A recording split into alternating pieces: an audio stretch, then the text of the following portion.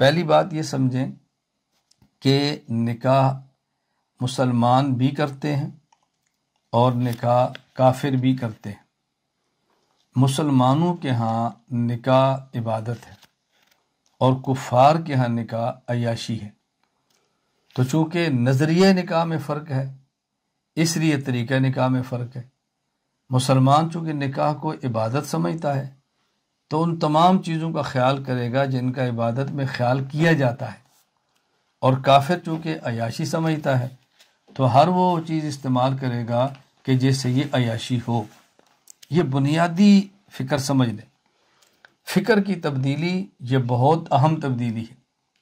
میں ایک بات پر بہت اہتمام سے اور تاکید سے زور دیتا ہوں کہ اپنے افکار کو درست کریں، اپنے نظریات کو درست کریں، اپنی سوچ کے زاویے درست کریں۔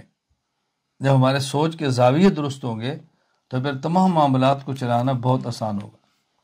تو مسلم کے ہاں نکاح عبادت ہے اور غیر مسلم کے ہاں نکاح عیاشی ہے۔ چونکہ ہمارے ہاں نکاح عبادت ہے تو ہم تمام امور میں عبادت کے پہلو کا خیال کریں گے۔